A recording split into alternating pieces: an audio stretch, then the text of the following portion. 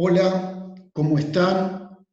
Este es el cuarto teórico en video del curso 2020 y va a estar dedicado a trazar cierto panorama de los estudios culturales ingleses para especificar cómo se inscribe dentro de ellos la investigación de Morley.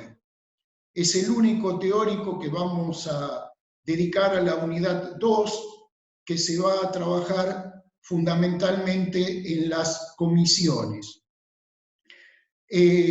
Tal como planteamos respecto de la Mass Communication Research, nos interesa tanto aquello que Lakatos, aquel epistemólogo húngaro que residió en Inglaterra, llamaba historia externa, como lo que denominó historia interna de las teorías.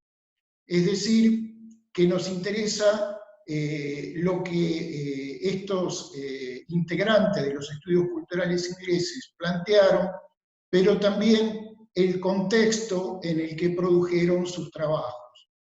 En ese sentido, respecto de la historia interna, respecto del contexto de producción de los estudios culturales, hay que decir que debemos ubicarnos en la Gran Bretaña de la segunda posguerra.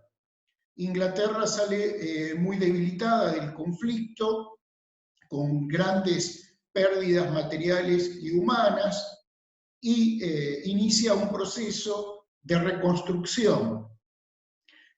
A pesar de reconocer el liderazgo de Churchill durante la guerra, el electorado apoya a los laboristas que toman el poder y van desarrollando en Inglaterra lo que también en otros países se conoció como estado de bienestar o estado benefactor.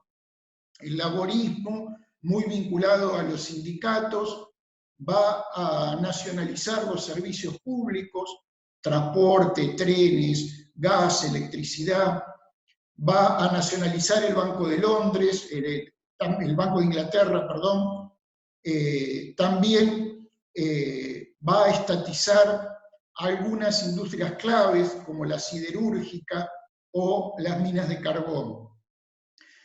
Para nosotros es importante esto del desarrollo del estado de bienestar, con el seguro de desempleo, las jubilaciones y pensiones, la cobertura médica de la población, porque va a incluir también un fortalecimiento de algo que ya venía desde antes, que son los programas de educación de adultos de la clase trabajadora. Porque muchos de los integrantes de la primera generación de los estudios culturales ingleses van a estar involucrados en la educación de adultos. Por otro lado, respecto de las condiciones de producción de los estudios culturales, todos coinciden en señalar a 1956 como un año clave, por una serie de acontecimientos internacionales que tuvieron mucho impacto también en Gran Bretaña. En febrero de 1956 se realiza el 20º Congreso del Partido Comunista de la Unión Soviética.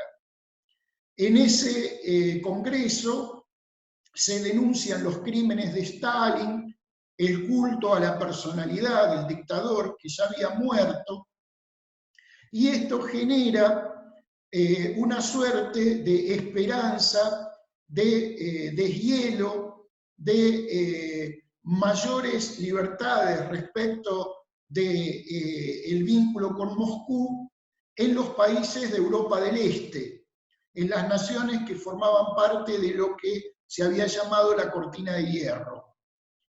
Por eso en febrero es este 20º Congreso, y en octubre, en Hungría, se produce una sublevación que intenta formar un gobierno más independiente de la Unión Soviética, pero en menos de 3 semanas esa sublevación húngara es aplastada por los tanques soviéticos.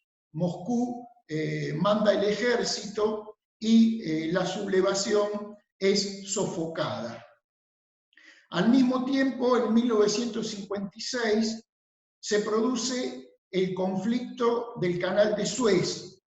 Nasser, presidente de Egipto, decide nacionalizar el canal, que estaba en manos de franceses e ingleses, en tanto potencias coloniales, y estos dos países no aceptan la nacionalización, se van a aliar con Israel y le declaran a Egipto lo que se conoce como la Guerra del Sinaí. Si bien se imponen en ese conflicto, no logran que la nacionalización del Canal de Suez vuelva atrás, porque no cuentan con el apoyo de los Estados Unidos. Eisenhower dice que sus aliados actuaron sin informarlo previamente y les hace sentir que luego de la Segunda Guerra la nueva superpotencia dominante es la norteamericana, que se ha convertido en un actor clave en el Medio Oriente. ¿Por qué estos acontecimientos son significativos para nosotros? Porque tienen un gran impacto en los intelectuales de izquierda británicos. Por un lado, se desencantan del Partido Comunista Inglés, que sigue férreamente las directivas de Moscú, y el hecho de la sofocación violenta de la sublevación húngara hace poner en tela de juicio el comportamiento de los soviéticos. Y por otro lado, como el Partido Laborista había apoyado la intervención imperialista en Egipto, tampoco sienten que allí tienen un lugar. De manera que estos intelectuales de izquierda, desencantados con el Partido Comunista Inglés y sin chances de formar parte de la izquierda del laborismo, constituyen lo que se va a conocer como la New Left, la nueva izquierda, y van a formar grupos de investigación independientes que aglutinan, por ejemplo, a economistas, a historiadores, ustedes conocen algunos, como Eric Hobsbawm, a teóricos de la literatura y de la cultura en general. Entonces, ese es de algún modo el contexto de producción, el desencanto de la intelectualidad británica de izquierda con el laborismo y con el Partido Comunista Inglés, y su contribución a la formación de lo que se va a llamar la nueva izquierda. ¿Quiénes fueron los fundadores de los estudios culturales ingleses? Se mencionan básicamente a tres. Uno es Richard Hogarth, que en su origen es un teórico literario, un crítico literario. También a Raymond Williams, que también viene de la literatura, pero desarrolla una teoría social más amplia. Y en tercer lugar, al historiador Edward Palmer Thompson, E.P. Thompson. A estos tres considerados fundadores habría que sumar el nombre de Stuart Hall, porque si bien es un poco más joven que los tres anteriormente mencionados, jugó un papel muy importante como nexo entre esta primera generación constituida por Hogarth, Williams y Thompson y las siguientes generaciones de investigadores ligados a los estudios culturales británicos. Hall es un jamaiquino, un hombre de raza negra, que llega en 1951 con una beca a la Universidad de Oxford y se va a convertir en una de las principales personalidades de los estudios culturales ingleses. Además del nombre de estos autores de la primera generación, hay que hacer referencia a algunos libros que jugaron un papel pionero. En 1957, Hogarth publica un texto cuyo título traducido sería algo así como Los usos del alfabetismo, y que en castellano se editó como La cultura obrera en la sociedad de masas, mientras que los franceses, por influencia de Passerón, que lo consideró un trabajo muy importante, lo tradujeron como La cultura del pobre. Además de ese texto de Hogarth de 1957, hay dos libros de Raymond Williams que juegan también un papel pionero. Uno es Cultura y Sociedad, de 1958, y el otro es La larga revolución, que se publica en 1961. Y por último, habría que mencionar entre estos textos seminales a La formación de la clase obrera en Inglaterra, de E.P. Thompson, aparecido en 1965. No obstante, los propios integrantes de los estudios culturales ingleses rechazarían que la reconstrucción de su historia se haga en base de mencionar ciertos conceptos o ciertos libros, sino que preferirían enfatizar las conexiones que había entre su empresa intelectual y el compromiso político que habían adoptado. Estamos hablando de intelectuales cuyas familias pertenecen a la clase obrera, que están demostrando que en una sociedad con escasa movilidad social como la británica, después de la Segunda Guerra Mundial, hubo ciertas posibilidades de ascenso social, y que además participaron de este movimiento de educación de adultos de la clase trabajadora.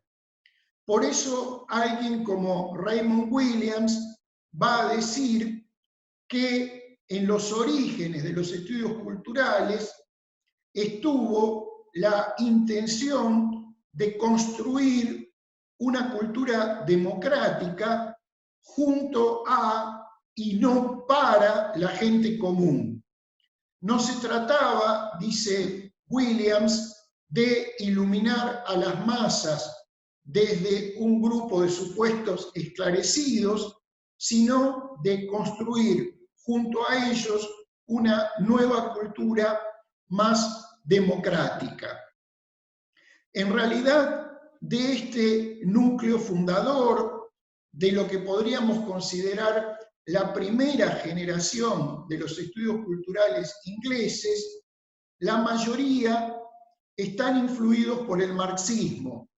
La excepción es Hogarth, digamos un liberal progresista que está en contra del elitismo y que piensa que la cultura en general y la literatura en particular deben ser accesibles para todos. Ahora bien, esa influencia del marxismo es compleja.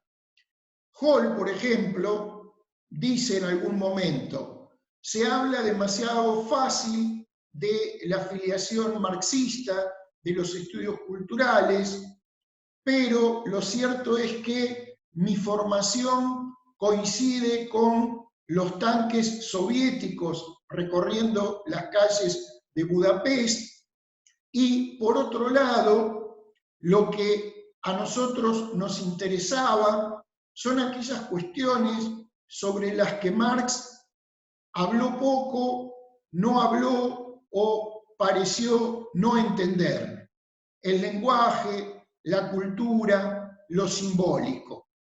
Y en un sentido parecido se pronuncia E.P. Thompson, quien dice: hay un silencio de Marx en torno a los sistemas de valores, las mediaciones culturales y morales, que fueron justamente los asuntos que a mí me interesaron estudiar.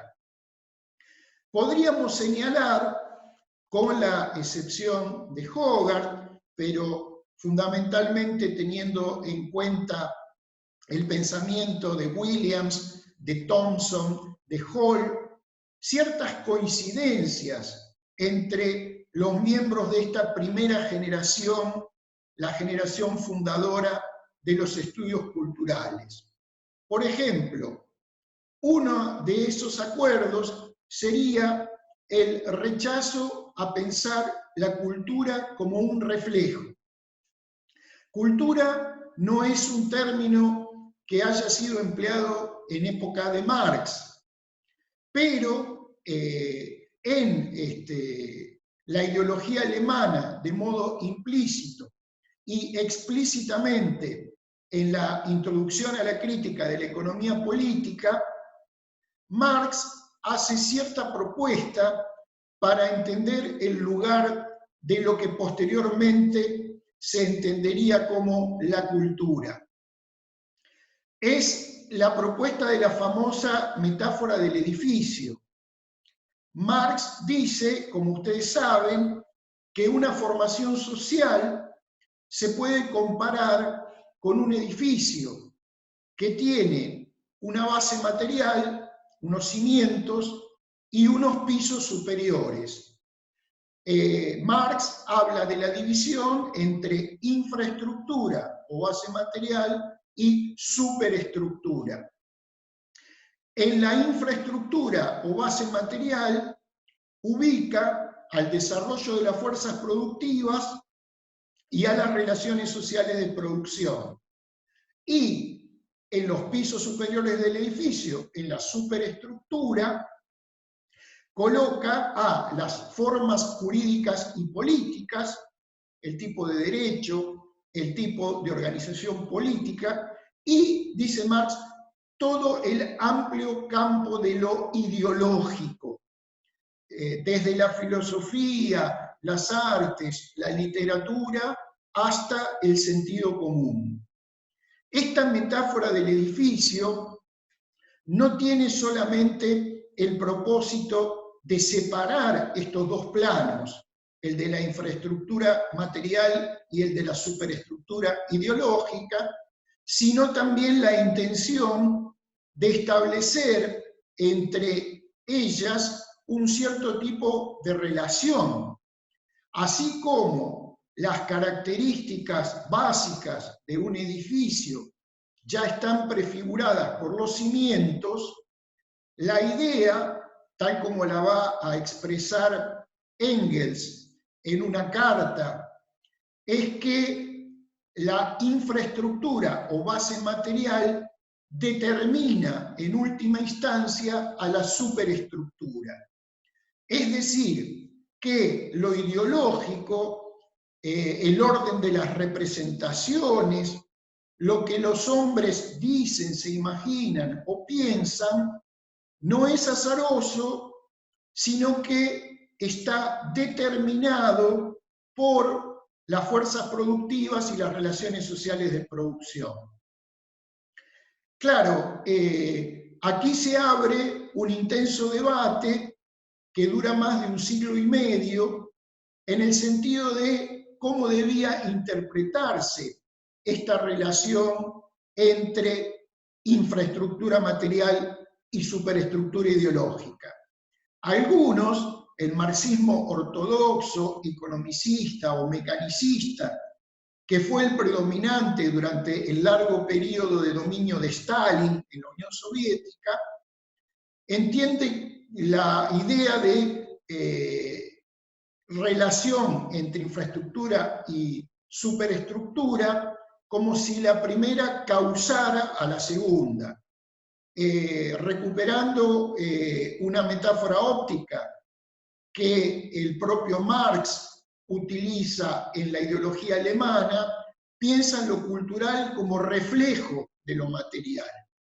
En este sentido, los procesos culturales no tendrían ninguna autonomía propia, ninguna incidencia específica en los procesos históricos, sino que reflejarían los cambios en la base material y no ameritarían ser estudiados por sí mismos, ya que se los podría deducir o inferir de justamente el conocimiento de las transformaciones que se produzcan a nivel de la infraestructura.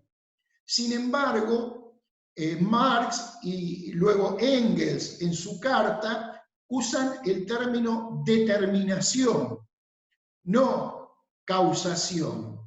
Determinar es establecer los términos, establecer los límites.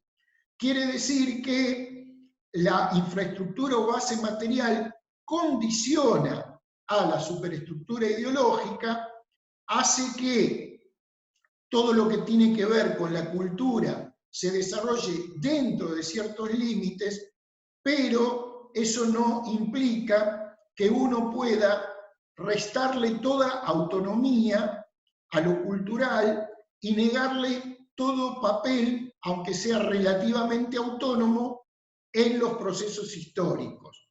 Entonces, abogando por darle a la cultura un papel mucho más activo en la historia y contra este marxismo ortodoxo, mecanicista, economicista, los representantes de la primera generación de los estudios culturales ingleses se van a sumar con cierto retardo a un proceso de impugnación del economicismo que en la Europa continental se venía dando de los años 20, con Lukács, que escribe Historia y Conciencia de Clase, con Karl Korsch, alemán, que escribe Marxismo y Filosofía, con los integrantes de la Escuela de Frankfurt, que como sabemos están produciendo sus trabajos desde 1923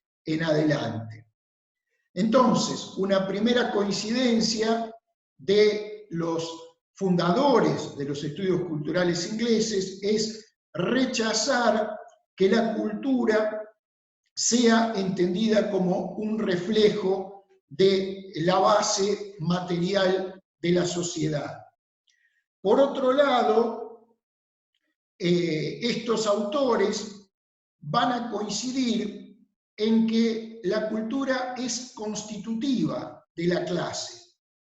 O sea, la clase social no es algo que se resuelva simplemente estableciendo qué relaciones tiene un grupo social con los medios de producción.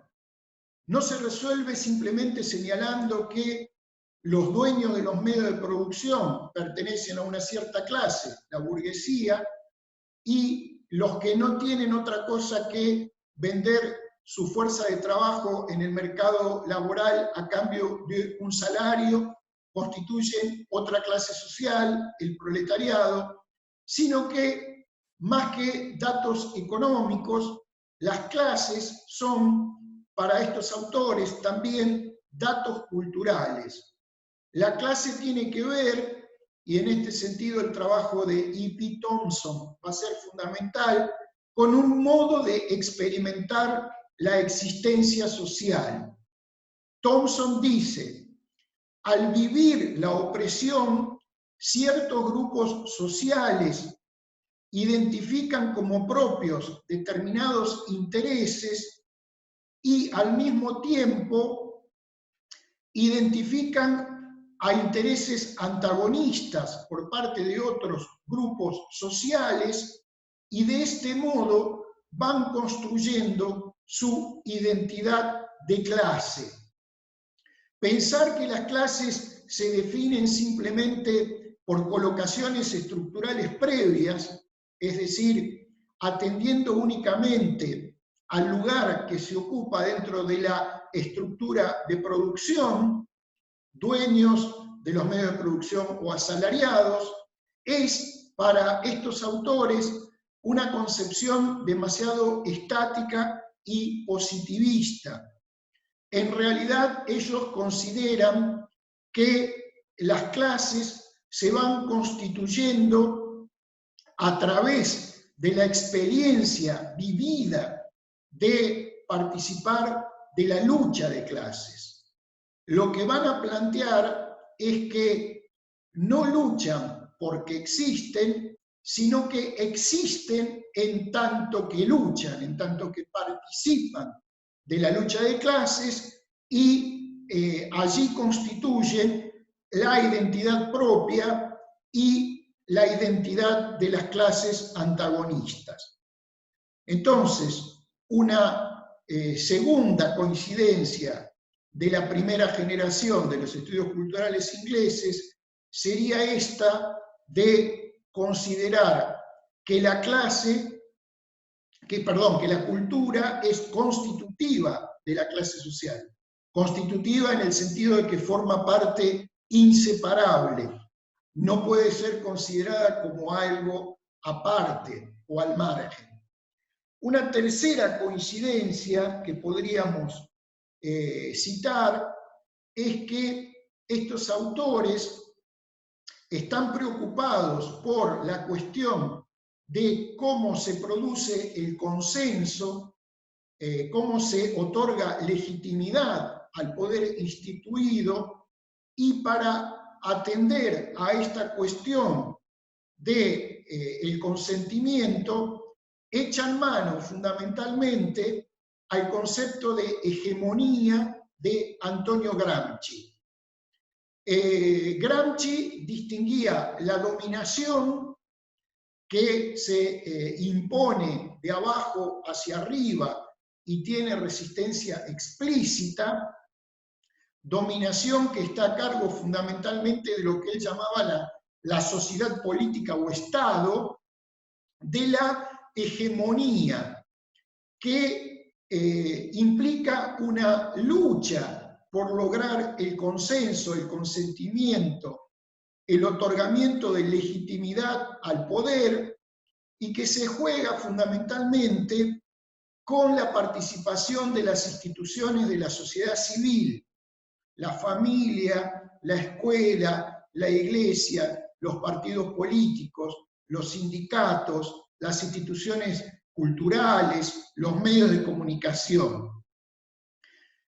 La lucha por la hegemonía es una lucha continua, constante, porque la hegemonía, que es un proceso hecho de sentido más que de fuerza, está haciéndose y deshaciéndose de modo perpetuo. Hay que reconquistarla todo el tiempo. Gramsci habla de que una clase o alianza de clases se vuelve hegemónica cuando lleva adelante la dirección moral e intelectual de una sociedad en su conjunto. Y supone también que las clases que hegemonizan son las capaces de asumir como propios intereses que también reconocen las demás clases, los grupos subalternos, que quedan de este modo subordinados a los grupos hegemónicos. En la investigación de Morley, ustedes van a ver que esta idea de la construcción de la hegemonía, de cómo se produce el consenso, el consentimiento, cómo el poder, aunque sea un poder que ratifica las desigualdades sociales, alcanza legitimidad, es algo que les interesa sobremanera. Morley se va a preocupar por un programa muy exitoso de la BBC, Nationwide, justamente porque dice ese programa contribuye a forjar el sentido común de los sectores subalternos, y el sentido común es una fortaleza, un bastión, una trinchera de la hegemonía, un tema al que hay que prestarle fundamental atención. Otra coincidencia de esta primera generación, la de los fundadores de los estudios culturales ingleses, sería el analizar los procesos culturales como un lugar de configuración y despliegue de los conflictos sociales. Les interesa la cultura no tanto en sí misma, no por una cuestión de valorización estética, sino que están interesados en el papel político de los procesos culturales, en cómo la cultura contribuye a la reproducción o a la transformación del orden social.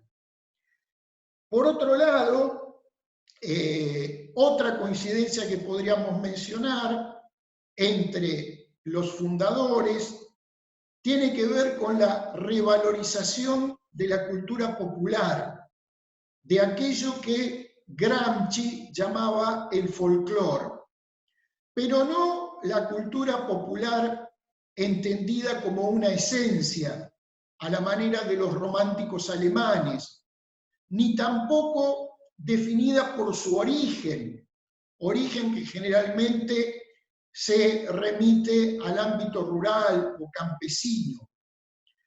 Es cultura popular también lo que los sectores subalternos se apropian de la cultura hegemónica y resignifican. Cultura popular entendida en un circuito dinámico en el que hay apropiaciones, expropiaciones, imposiciones, préstamos. Es decir, esto que llaman la cultura popular es algo que para ellos entra de lleno en la disputa hegemónica. Y por eso en su vocabulario van a ser muy importantes términos como el de negociación, el de resistencia, que tienen que ver con cómo en los procesos culturales se participa de ese proceso de constitución de la hegemonía, que bien puede estar fortaleciendo el orden instituido, como también puede estar minándolo. Y otra coincidencia de otro orden que queríamos mencionar es que todos estos fundadores de los estudios culturales ingleses alientan la constitución de una perspectiva crítica. Cuando uno dice perspectivas críticas dentro de las ciencias sociales, está en gran medida refiriéndose, por ejemplo, a la famosa tesis 11 dentro de las tesis sobre Feuerbach de Marx. La tesis 11, ustedes seguramente han oído hablar de ella, es aquella en la que Marx dice: los filósofos se han dedicado hasta el momento a interpretar el mundo, pero de lo que se trata es de transformarlo. O sea, cuando uno adopta una perspectiva crítica, no intenta meramente dar cuenta de lo existente, como los integrantes de la Mass Communication Research, sino que compara lo dado con un orden de cosas que aún no existe, pero se desea que advenga, con una sociedad futura a la que se aspira.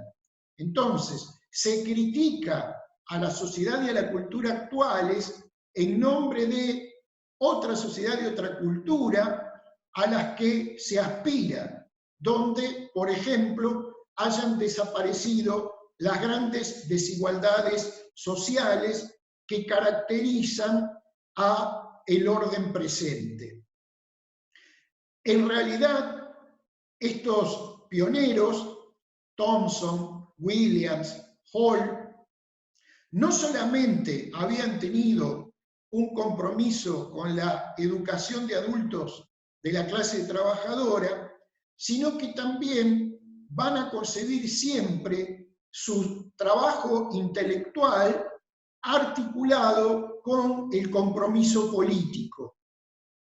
Por ejemplo, en 1979, Hall va a coordinar un volumen que reúne trabajos de él mismo y de otros autores, que se publica con el título de Vigilando la crisis. También podría ser una traducción posible, Patrullando la crisis, porque en ese año, 1979, se producen en Birmingham unos asaltos violentos que son atribuidos a jóvenes inmigrantes del Caribe anglófono o de la India, y hay, tanto por parte de las autoridades como de los medios de comunicación, una criminalización de los inmigrantes y la generación de lo que ya otro teórico inglés había llamado el pánico moral. Es decir, una situación donde los sectores medios, blancos, originarios de Inglaterra, empiezan a desconfiar de los inmigrantes, a solicitar mano dura, mayor represión. Bueno, en este volumen colectivo, Patrullando la crisis, Hall y sus colaboradores no solamente analizan el modo en el que la prensa y los medios de comunicación criminalizan a los inmigrantes, los culpabilizan, llevan al resto de la población a exigir el punitivismo, sino que también van a intervenir, porque los consideran inocentes, en el Comité por la Liberación de los jóvenes inmigrantes que habían sido acusados de estos delitos. Y así como este trabajo, podríamos mencionar otros durante toda esta primera etapa de los estudios culturales ingleses, en los que hay una articulación entre la tarea intelectual y el compromiso político. Más allá de estos fundadores que trabajan cada uno por su cuenta, los estudios culturales ingleses se van a institucionalizar a partir de la creación por iniciativa de Hogarth en 1964 del Centro de Estudios Culturales Contemporáneos de la Universidad de Birmingham. Es un centro que depende del departamento de inglés de una universidad marginal que no es central. Las centrales dentro del sistema universitario inglés son claramente Oxford y Cambridge, que no tiene en principio grandes recursos económicos. Les dan una especie de casa prefabricada que estaba dentro del campus de la Universidad de Birmingham, pero esta institución que Hogarth dirige desde su creación en 1964 hasta 1968, luego se va a asumir un cargo de director general en la UNESCO, y la conducción del Centro de Estudios Culturales Contemporáneos de Birmingham pasa a manos de Stuart Hall, quien va a ejercer la dirección entre 1968 y principios de los años 80, en lo que sería el periodo más fructífero de esta institución de enseñanza e investigación. Tal es su importancia que se suelen utilizar estudios culturales británicos y Escuela de Birmingham como una suerte de sinónimos. Lo cierto es que, y esto es particularmente interesante para nosotros, en ese centro surge lo que podríamos considerar la segunda generación de investigadores de los estudios culturales ingleses. Allí en Birmingham van a estudiar e investigar, entre otros, figuras como Dorothy Hobson, Charlotte Branson, Angela McRobbie, que van a traer los aportes del feminismo, que van a tener un fuerte impacto sobre los estudios culturales. En esa segunda generación que trabajó en el centro de Birmingham se cuenta también el sociólogo David Morley, particularmente importante para nosotros porque es una de sus investigaciones las que vamos a tratar de descomponer analíticamente en la segunda unidad. También Paul Gilroy, hijo de inmigrantes de raza negra como Hall, su madre era de la Guyana inglesa, y Gilroy va a tener un papel muy destacado en introducir la cuestión de la raza, del racismo, los aportes de la teoría postcolonial. Va a ser el autor de un libro muy influyente titulado El Atlántico Negro. También habría que citar dentro de los integrantes destacados de esta segunda generación de los estudios culturales a Dick Hebdish, quien se va a especializar y va a publicar varios libros en relación con las culturas juveniles, por ejemplo, el movimiento punk en Inglaterra. También Paul Willis, cuyo libro más famoso tiene que ver con la relación entre los jóvenes de los sectores populares y la escuela y las instituciones educativas. Bueno, el autor sobre cuya investigación vamos a trabajar en la segunda unidad, David Morley, es un sociólogo que trabaja y se forma en este Centro de Estudios Culturales Contemporáneos de la Universidad de Birmingham. A partir de los años 80 y con más fuerza en los 90, los estudios culturales se internacionalizan, se exportan. Aparecen departamentos de estudios culturales en universidades de otros países. En principio, en las naciones anglófonas de habla inglesa, por ejemplo, Estados Unidos, Canadá, Australia, pero luego también van a surgir estudios culturales en otros países del mundo. Aparece entonces con la exportación de los estudios culturales lo que podríamos considerar una tercera generación, no tanto por edad, no tanto por el año de nacimiento, sino por cuando difundieron sus trabajos y se volvieron conocidos. Entre los miembros de esa tercera generación de los estudios culturales, podríamos citar a los norteamericanos James Lull, James Carey, Lawrence Grossberg, Janice Radway y también John Fiske, que es de origen británico, pero se traslada y enseña e investiga durante mucho tiempo en los Estados Unidos.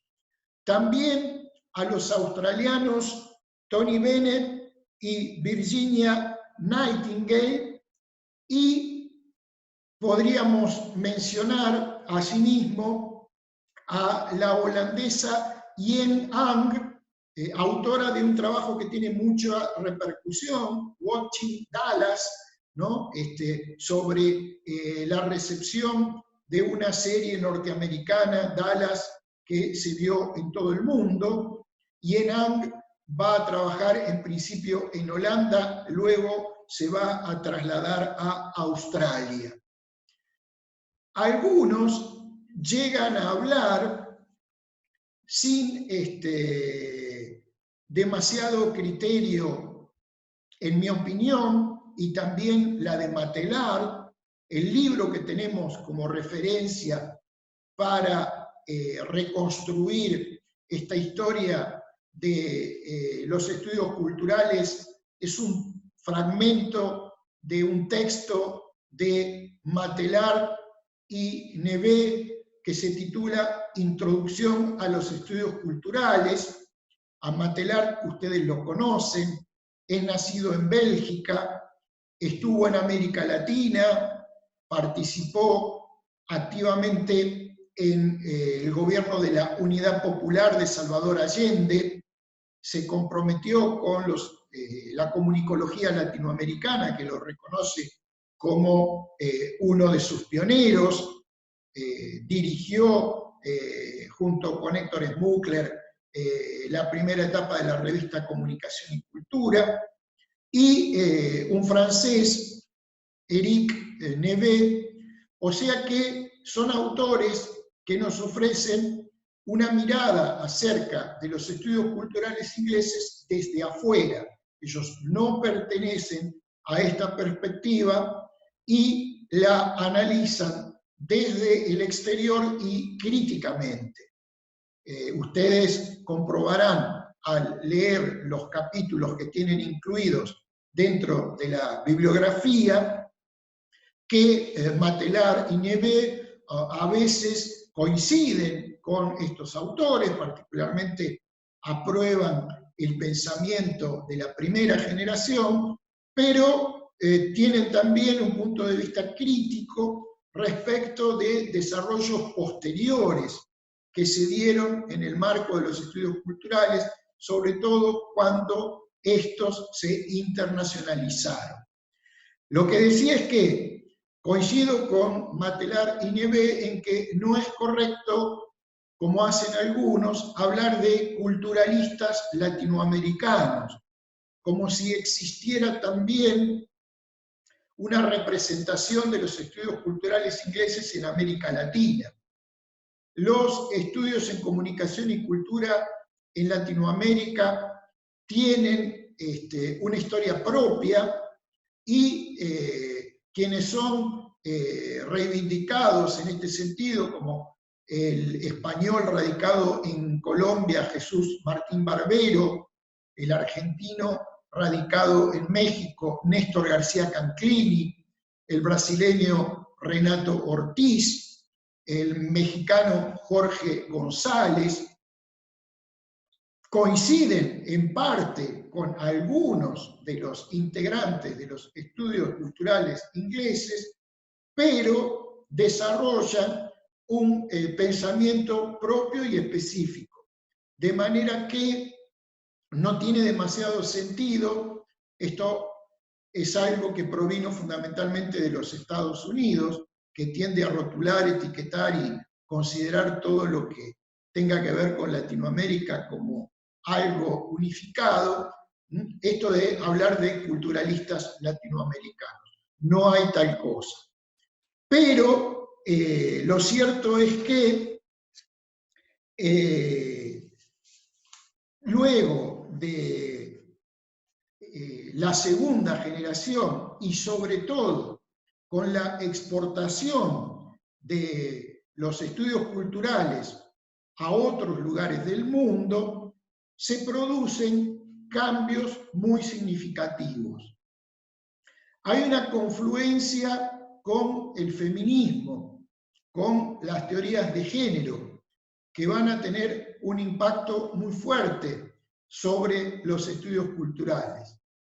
Hay un rescate también de la teoría postcolonial, de autores como el palestino Edward Said o Homi Bhabha de la India, poniendo de relieve el tema del colonialismo y de la dominación étnica, la cuestión del racismo. En general, surge una preocupación cada vez mayor por el tema de la construcción de la identidad de individuos y grupos.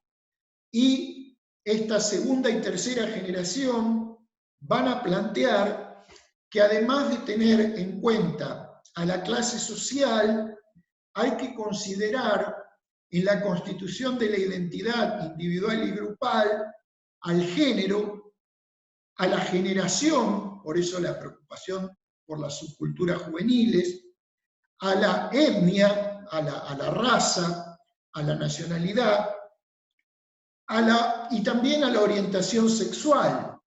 También forma parte de la construcción de identidad el tema de la heterosexualidad o las identidades de la diversidad sexual, gays, lesbianas, trans, bisexuales, etc.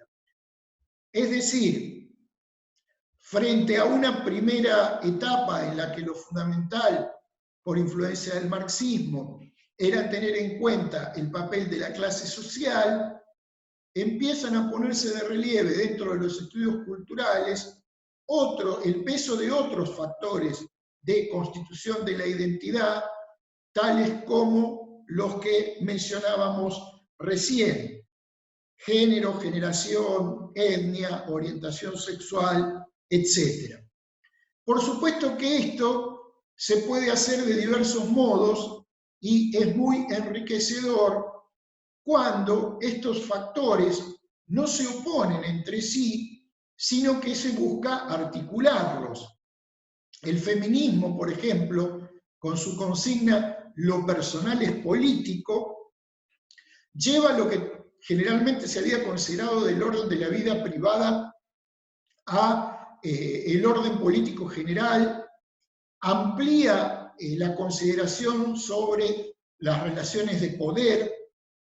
El problema, digamos, es que a veces, en lugar de articularse estos factores, como es el caso cuando se habla de capitalismo patriarcal blanco, bueno, esa es una calificación que trata de articular la cuestión de la clase con la alusión al capitalismo, la cuestión del género con la referencia al patriarcado, y también la cuestión del colonialismo o la dominación étnica al marcar el predominio de los sectores blancos. Pero a veces, dentro de los estudios culturales, particularmente en la tercera generación, se plantea una suerte de oposición. Fiske, por ejemplo, muy criticado, va a decir que el principio fundamental de división social no es la clase, sino el género. Y en realidad lo interesante no es, insisto, poner a competir estos factores unos con otros, sino tratar de lograr su articulación. Hay, a partir de la segunda y sobre todo la tercera generación, la influencia de nuevas orientaciones teóricas. Por ejemplo, del postmarxismo, que tiene como uno de sus principales representantes al argentino Ernesto Laclau, que trabajó sobre todo en Gran Bretaña y que ejerció una influencia importante, por ejemplo, sobre Stuart Hall, pero también sobre otros integrantes de los estudios culturales dentro y fuera de Gran Bretaña. Y también son acogidas otras orientaciones teóricas como el postestructuralismo francés, con la deconstrucción de Derrida, el pensamiento de Foucault, los planteos de Deleuze.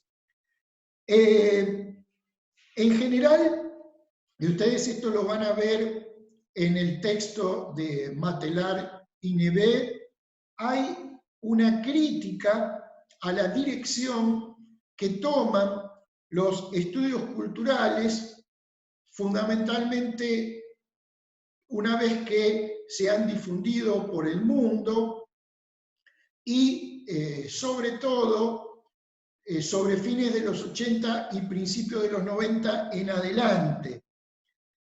Esas críticas tienen que ver con que se les reprocha haberse alejado del proyecto inicial de Thompson, Williams, Hogarth, ya no pretender una renovación del marxismo, ni pensar la cultura fundamentalmente en su vínculo con las relaciones de poder. Se les reprocha una reclusión en sede académica. Los estudios culturales que habían sido impulsados por intelectuales que estaban un tanto al margen de las grandes instituciones universitarias y que estaban articulando su investigación ya no con partidos políticos tradicionales, sabemos que habían tomado distancia del Partido Comunista Ingreso del Laborismo, pero sí con diferentes movimientos sociales. Todo eso se pierde, por ejemplo, en los Estados Unidos, cuando estudios culturales se convierte en un departamento universitario donde uno puede desarrollar una carrera académica, obtener un puesto, obtener subsidios para las investigaciones, en fin, hacer una carrera profesional. Se pierde el vínculo con la acción política. Incluso a veces se confunde la mera práctica académica con la intervención política. Parece eso que Matelar y Neve llaman el radicalismo de campus, es decir, adoptar posiciones muy rebeldes, pero que no trascienden los muros de la universidad, ni van más allá de las ponencias a congresos o las publicaciones en revistas especializadas. Entonces, crítica por haberse recluido en el ámbito académico y dejar de ser un proyecto intelectual que se articula con acciones políticas vinculadas, por ejemplo, con distintos movimientos sociales. Pero también hay críticas que tienen que ver con la orientación teórica que van a tomar estos estudios culturales dispersos por el mundo a partir fundamentalmente de los 90. Por ejemplo, que adopten acríticamente ciertas ideas posmodernistas y celebren en nombre del multiculturalismo a las diferencias, sin tener en cuenta que muchas veces esas diferencias se relacionan con desigualdades sociales que más que ratificadas deberían ser combatidas. También está el reproche crítico respecto de quienes, como Matelar y Neve, se identifican más con la primera generación, con los fundadores. Se les cuestiona, reitero, la celebración de lo subjetivo, de lo micro, de los procesos de constitución de la identidad, con lo cual las cuestiones más macro que tienen que ver con el poder se van disolviendo. Matelar dice que en los 80 y con más fuerza en los 90, la teoría social en general y también los estudios culturales producen lo que él llama un retorno al sujeto, mientras en los años 70 se había puesto el acento fundamentalmente en las grandes estructuras, en las determinaciones estructurales, quizás un acento exagerado. A partir de los 80 y los 90, esta perspectiva entra en crisis y empiezan a ganar terreno posiciones que recuperan el papel de las subjetividades, de la agencia, por ejemplo, poniendo el acento en esta cuestión de la constitución de las identidades. También se les va a reprochar el celebrar una suerte de soberanía de los consumidores. Esto es notorio en los estudios de audiencia, donde se plantea que los textos son polisémicos y que los receptores son libres de llevar adelante sus propias interpretaciones. De ese modo, uno no tendría que preocuparse, por ejemplo, por la concentración en la producción de mensajes, si después de todo los receptores tienen la capacidad de negociar y de resistirse porque efectúan libremente sus propias lecturas. En ese sentido, uno de los más criticados va a ser Fichte, quien habla de una suerte de democracia semiótica y lleva adelante trabajos interesantes, por ejemplo, sobre la serie Brigada A o sobre la figura de Madonna como figura icónica del pop y de la industria cultural, pero donde exagera estas libertades del receptor y estas posibilidades de resistencia frente a la cultura hegemónica.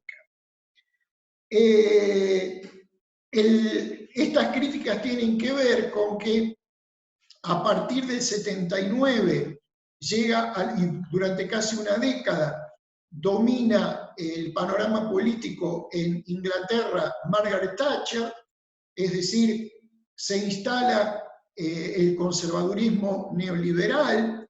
En 1981, digamos, es representado en los Estados Unidos por el presidente Ronald Reagan, y se da todo este proceso de privatización de las empresas públicas, desguace del estado de bienestar, y en ese sentido los críticos de la tercera generación de los estudios culturales le señalan que al poner de relieve esta supuesta soberanía de los consumidores, están siendo voluntaria o involuntariamente funcionales a el poder conservador neoliberal.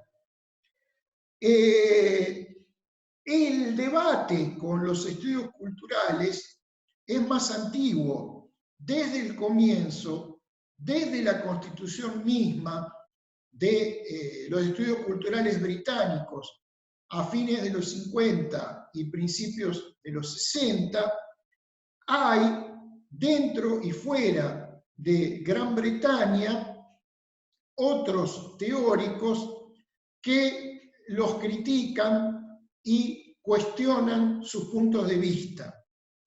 Quien los llamó culturalistas fue primero el historiador Richard Johnson, y quien va a retomar este mote, que en principio es despectivo, tiene que ver con los que exageran la autonomía de lo cultural y olvidan las determinaciones económicas.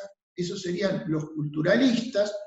Eso es retomado por una figura muy importante del marxismo inglés como Perry Anderson, y da lugar a fuertes debates, polémicas que se reflejan en revistas como la New Left Review. En esas revistas se establecen discusiones muy duras que dan origen a libros enteros.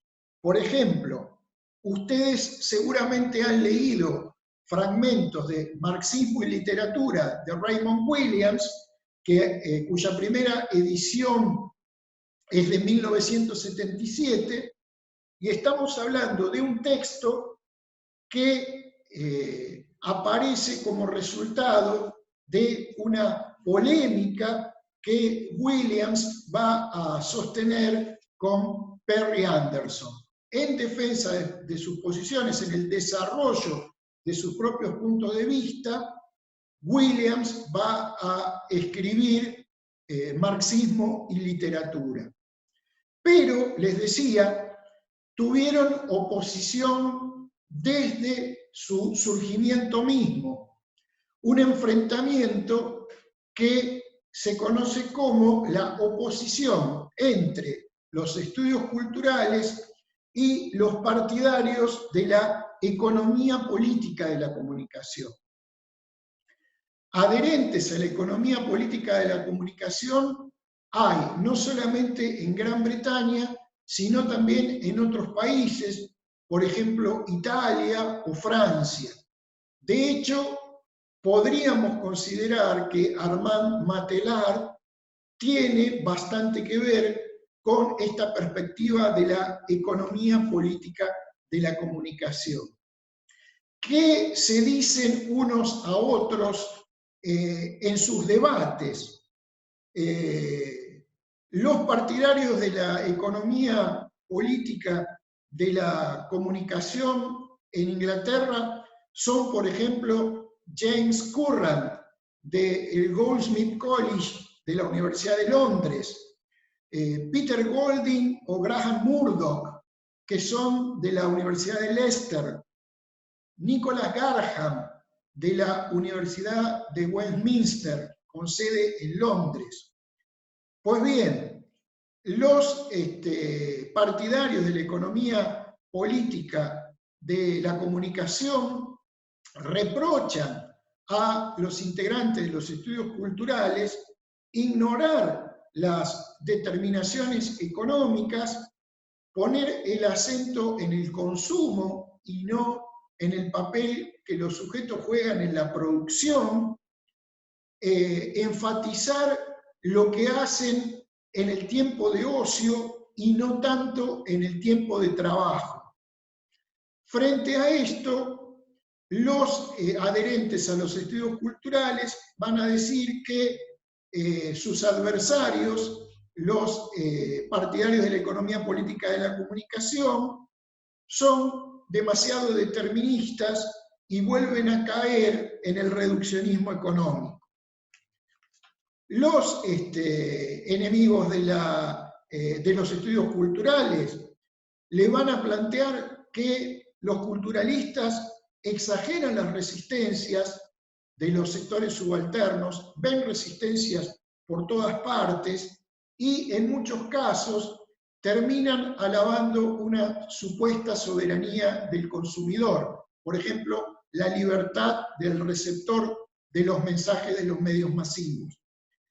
A lo que los integrantes de los estudios culturales le contestan que ese populismo celebratorio, representado por ejemplo por Fichte, no es la posición predominante dentro del culturalismo.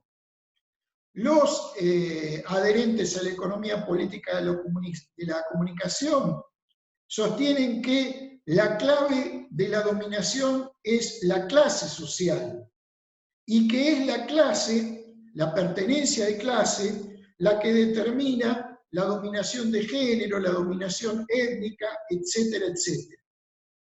Frente a lo cual, los integrantes de los estudios culturales les responden que cualquier diferencia se articula con otras y es a su vez articulada por ellas.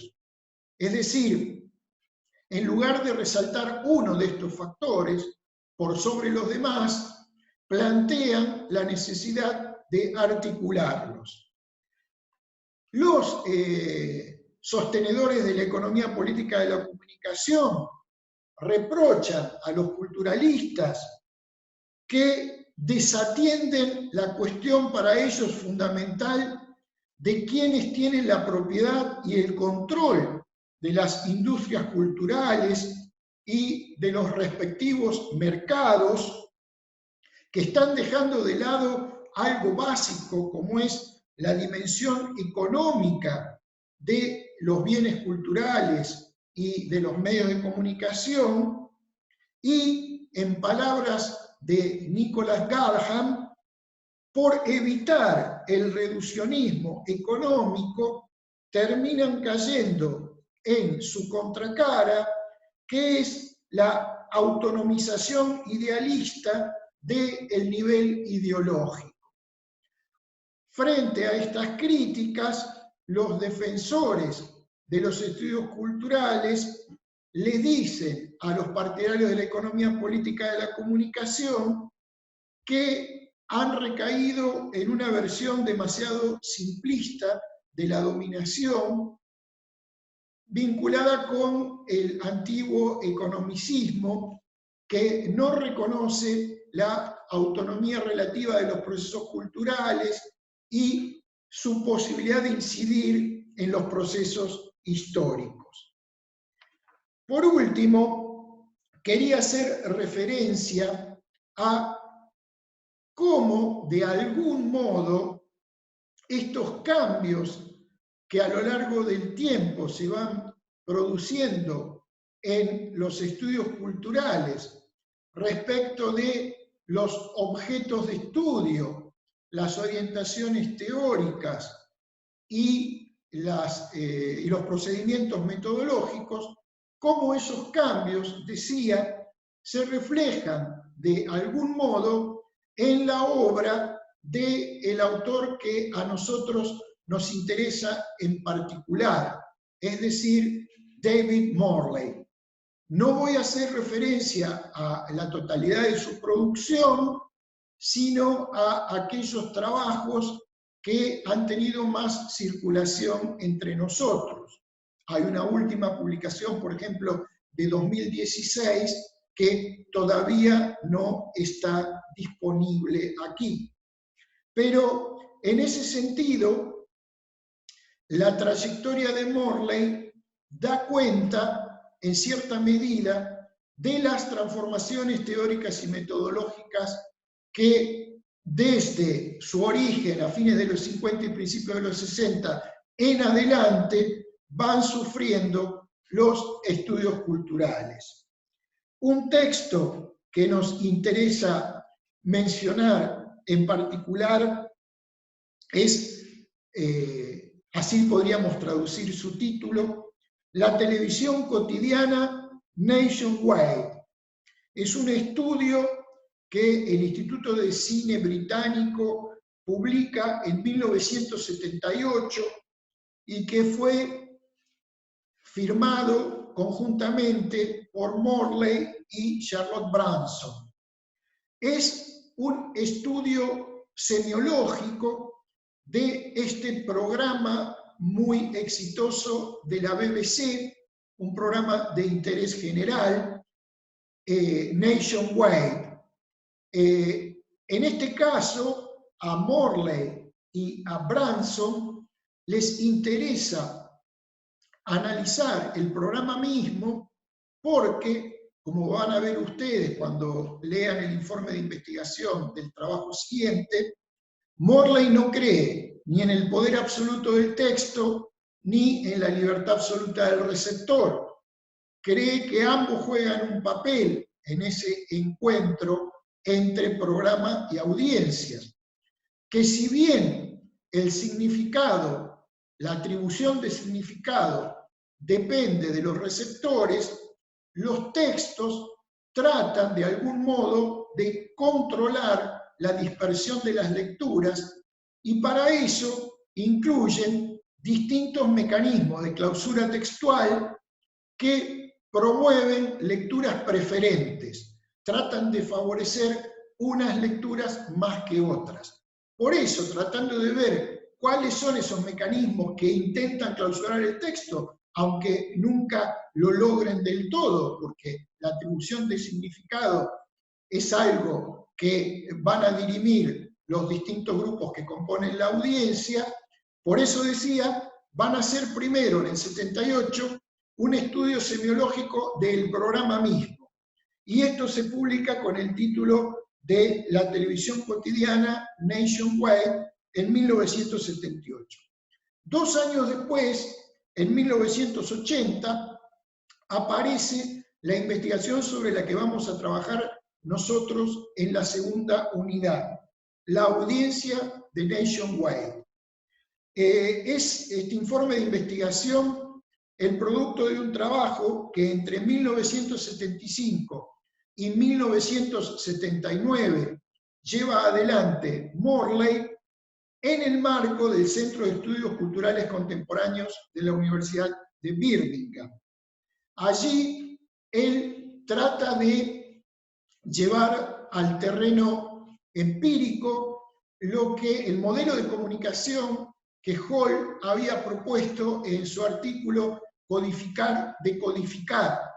El de Hall era un planteo teórico y Morley quiere ver qué ocurre si se lo lleva al terreno de las experiencias concretas de los sujetos, particularmente viendo cómo distintos grupos de receptores realizan lecturas dominantes, negociadas u oposicionales, según había planteado Hall, de este programa Nationwide.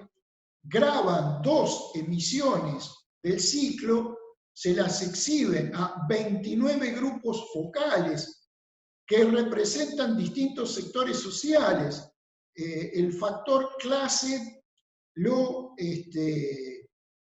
establecen mediante la distinción entre grupos ocupacionales, reuniendo 29 grupos focales que están constituidos por gente que tiene distinta ocupación, intentan dar cuenta de distintas clases y cómo esas clases o fracciones, esos grupos ligados a distintas clases o fracciones, realizan o no lecturas diferentes de este programa Nationwide.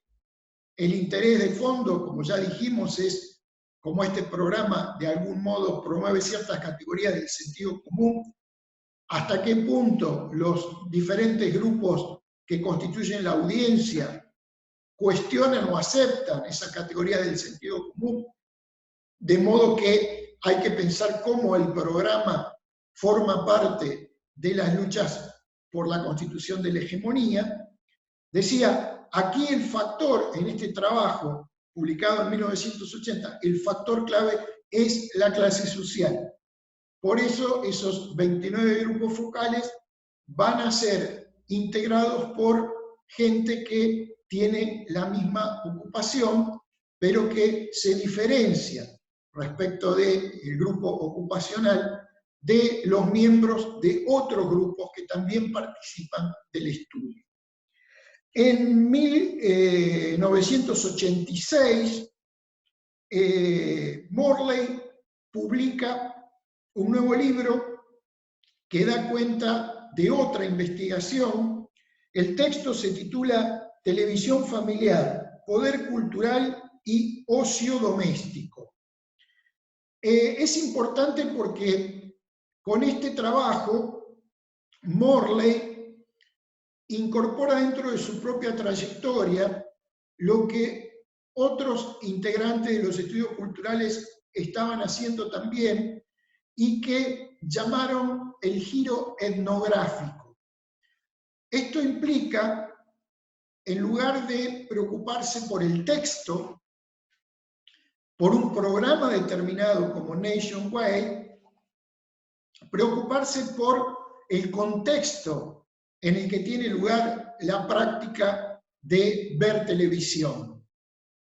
Por eso, en este texto, Televisión Familiar, Morley efectúa un trabajo etnográfico con protocolos de observación participante y técnicas que son muy similares a los de la antropología, con 18 familias de clase obrera o clase media baja del sur de Londres. aparte de un cambio metodológico que tiene que ver con ya no ver la recepción de grupos focales, como en la audiencia de Nationwide, sino llevar adelante observaciones etnográficas en los hogares de 18 familias, hay cambios teóricos. El factor aquí más importante no es la clase, sino el género, y Morley dice que hay una manera masculina y una manera femenina de ver televisión, por lo menos entre las familias que ha podido estudiar. Esto es que mientras en esos hogares, en ese momento, el hogar era para los hombres un lugar de descanso, una vez que habían retornado a sus trabajos, la televisión jugaba un papel de un consumo planificado para el ocio, el entretenimiento. Los hombres volvían al hogar y decían, bueno, no me molesten, pásenme el control remoto, que hoy quiero ver tal programa, tal partido de fútbol, etcétera, etcétera. En cambio, para las mujeres, el hogar no es solamente un espacio para el descanso, sino también donde llevan adelante las tareas domésticas. De modo que su manera de consumir televisión es una manera culpable porque al mismo tiempo están desatendiendo otras tareas que se supone son su obligación, por lo menos en ese momento, en esos sectores sociales en Inglaterra, y es un consumo mucho más distraído y menos planificado. Por eso Morley va a hablar en este estudio de un modo masculino y de un modo femenino de ver televisión y le va a atribuir gran importancia al factor del género, independientemente de que la cuestión de clase estaba ya incluida cuando decidió hacer esta observación etnográfica únicamente con familias de clase obrera o clase media baja. Un posterior trabajo, que no es un libro, sino un artículo extenso, aparece en 1990 y se titula Comunicaciones domésticas. Es un artículo que Morley firma en forma conjunta con Roger Silverstone. En este caso hay también observación etnográfica con 20 familias y el propósito del estudio es ver cómo se domestican, cómo se adaptan al uso hogareño viejas y nuevas tecnologías de información y comunicación, más allá de cualquier perspectiva que plantee un determinismo tecnológico, que señale que las tecnologías ya prefiguran un determinado uso. Morley y Silverstone en este trabajo quieren determinar de qué modo los integrantes de distintas familias se apropian de estas tecnologías, las usan, le dan un determinado sentido. Concluyen que las relaciones de poder en el interior del hogar condicionan el uso de las tecnologías, pero que a su vez esas relaciones de poder pueden ser afectadas por las nuevas tecnologías de información y comunicación. Por ejemplo, con la computadora son más hábiles los integrantes de las nuevas generaciones y pueden entonces establecer cierta dependencia de los mayores que no existe en otros casos. Habla de cómo el uso de ciertas tecnologías blancas, el lavarropas, la cocina, el microondas, etc., es algo que no ha sido en general estudiado y que en las familias investigadas estaba fundamentalmente en manos de las mujeres. Y un último libro que quería mencionar, está traducido al castellano, su primera edición en inglés es de 2007 y se titula Medios, Modernidad y Tecnología.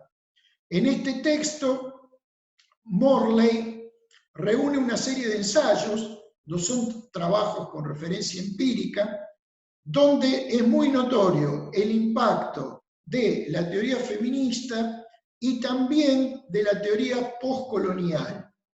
Morley dice que haber exportado conceptos de los estudios culturales británicos constituye una forma de imperialismo cultural porque esos conceptos, esos trabajos, tienen sentido en un contexto determinado, en una sociedad específica y en una época, en una coyuntura histórica dada, y que no son necesariamente válidos para otros momentos, otras sociedades, otras culturas diferentes. Plantea el eurocentrismo de los estudios culturales y aboga por unos nuevos estudios culturales desoccidentalizados, es decir, capaces de dar cuenta de otras formas de la modernidad existentes no en los países del centro, sino en las llamadas naciones periféricas. En ese sentido es que les decía, es fuerte en este texto que cuestiona el eurocentrismo de los propios estudios culturales, la influencia de la llamada teoría postcolonial. No solamente Morley, sino también otros investigadores encuadrados dentro de los estudios culturales han planteado el peso de los llamados estudios postcoloniales en su propia producción intelectual. Bueno, con esto concluyo por hoy. La semana próxima no habrá teórico en video porque el lunes es feriado y por 2 semanas que vienen después, por 2 semanas consecutivas, va a estar a cargo de este espacio el profesor adjunto Ricardo Terriles. Conmigo se van a reencontrar dentro de 4 semanas. Gracias y hasta entonces.